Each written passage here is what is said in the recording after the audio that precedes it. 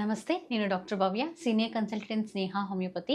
ఈరోజు మనము ఇంటికాడ సడెన్‌గా మనకు శ్వాస ఇబ్బందయితుందంటే, మనం ఏం చేయొచ్చని తెలుసుకుందాం. బేసికల్లీ మనము ఫస్ట్ ఎక్కువ ఆయాసం అనేది మనకు ఎప్పుడు తెలుస్తది? నిద్రలో పడుకునేటప్పుడు.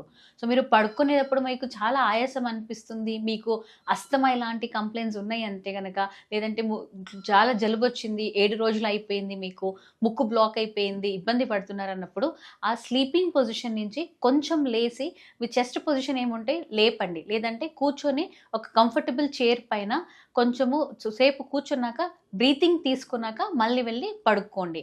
ఇది మీరు ఫస్ట్ స్లీపింగ్ పొజిషన్ లేదంటే ప్యాటర్న్ అయితే ఏముంటది, దాన్ని మీరు కొంచెము ఎట్లా అంటే అట్లా కరెక్ట్ చేసుకోవాలనమాట.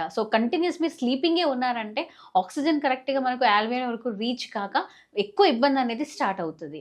దీనికి మించి ఇంకా మీకు బ్లూయిష్ కలర్ డిస్కలరేషన్ అయితుంది అంటే గనక కంపల్సరీ మీరు మెడిసిన్ అనేది వెళ్ళాలి. ఆక్సిజన్ సప్లై కావాల్సిందే.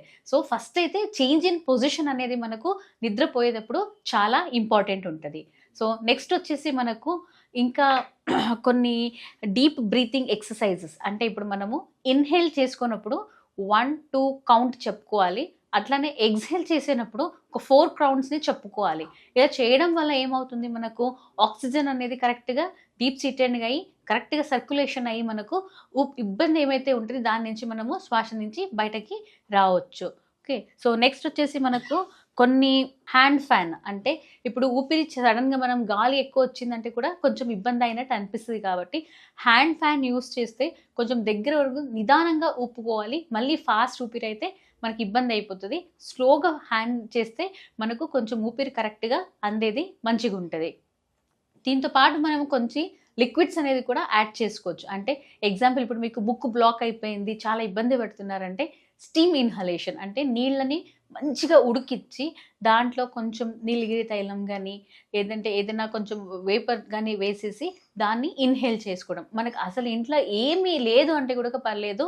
జస్ట్ ప్లెయిన్ స్టీమ్ అనేది తీసుకుంటే మనకు ఒక దుప్పట కప్పుకుంటే మ్యూకస్ అనేది ఏముంటది మనకు గట్టి అయిందంటే అది ఫ్రీ ఎయిర్ ప్యాసేజ్‌ని ఇస్తది. మనకు శ్వాసం అనేది కరెక్ట్‌గా అందడానికి చాలా హెల్ప్‌ఫుల్‌గా ఉంటది.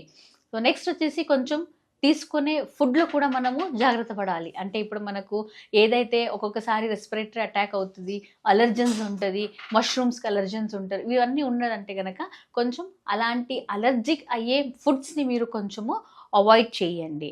నెక్స్ట్ వచ్చేసి మనకు ఎక్కువ వాటర్ తీసుకోవడం మొదలుపెట్టండి. ఇట్లా రికరెంట్‌గా మీకు చాలా ఇబ్బంది అయితుంది శ్వాసం తీసుకోవడానికి అనంటే గనక కరెక్ట్‌గా వాటర్ ఇంటేక్ అనేది ఉండాలి మనకు. ఎంత వింటర్ అయినా, వర్షమైనా మనకు minimum 3 litres of water intake అనేది ఉండాలి. అదే మనం సమ్మర్స్‌కొచ్చేసినామంటే మినిమమ్ 5 లీటర్స్ ఆఫ్ వాటర్ అనేది కావాలి.